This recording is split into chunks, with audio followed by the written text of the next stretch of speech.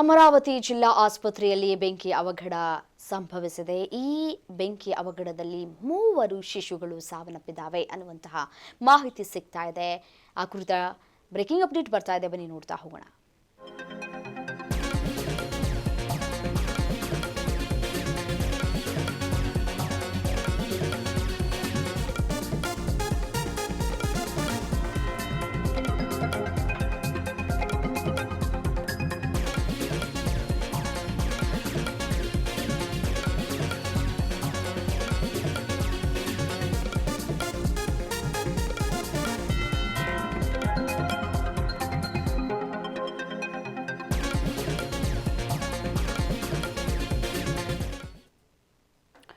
ಅಮರಾವತಿ ಜಿಲ್ಲಾ ಆಸ್ಪತ್ರೆಯಲ್ಲಿ ಬೆಂಕಿ ಅವಘಡ ಸಂಭವಿಸಿದೆ. ಶಿಶುಗಳಿದ್ದಂತಹ ಐಸಿಯುನಲ್ಲಿ ವೆಂಟಿಲೇಟರ್ ಏನಿದೆಯಲ್ಲ ಅದು ಸ್ಫೋಟಗೊಂಡಿದೆ.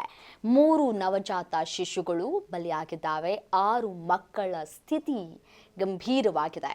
ಆಸ್ಪತ್ರೆಯ ಮಹಡಿಯಲ್ಲಿ 39 ನವಜಾತ ಶಿಶುಗಳು ಕೂಡ ಗಂಭೀರವಾಗಿದ್ದಾವೆ ಅನ್ನುವಂತಹ ಮಾಹಿತಿ ಸಿಗ್ತಾ ಇದೆ.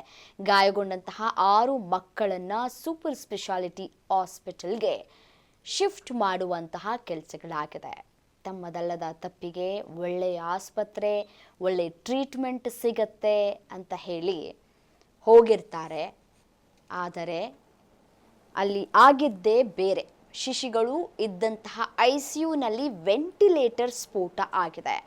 ವೆಂಟಿಲೇಟರ್ ಸ್ಫೋಟ ಆಗೋದಕ್ಕೆ ಏನು ಕಾರಣ ಅನ್ನೋದರ ಬಗ್ಗೆ ಸದ್ಯ ತನಿಖೆಯನ್ನು ಆರಂಭ ಮಾಡಿದ್ದಾರೆ ಅಧಿಕಾರಿಗಳು.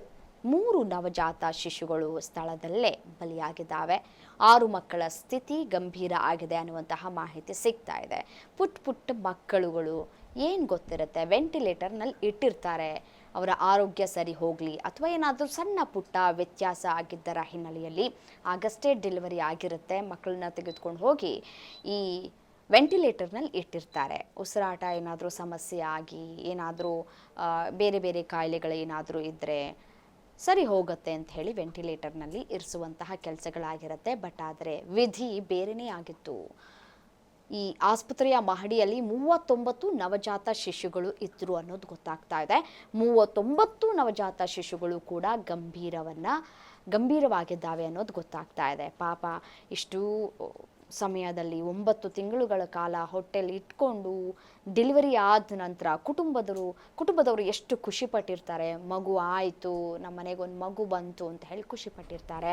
ಬಟ್ ಆದರೆ ಈ ರೀತಿ ಆಗತ್ತೆ ಅಂತ ಹೇಳಿ ಊಹೆನೂ ಕೂಡ ಮಾಡಿರೋದಿಲ್ಲ. ನೋಡಿ, ಗಾಯಗೊಂಡಂತಹ 6 ಮಕ್ಕಳನ್ನು ಸೂಪರ್ ಸ್ಪೆಷಾಲಿಟಿ ಆಸ್ಪತ್ರೆಗೆ ಶಿಫ್ಟ್ ಮಾಡಲಾಗಿದೆ. ಸದ್ಯಕ್ಕೆ ಅವರ ಆರೋಗ್ಯ ಸ್ಥಿತಿ ಹೇಗಿದೆ ಅನ್ನೋದರ ಬಗ್ಗೆ ಇನ್ನಷ್ಟೇ ಮಾಹಿತಿ ಲಭ್ಯವಾಗಬೇಕಿದೆ.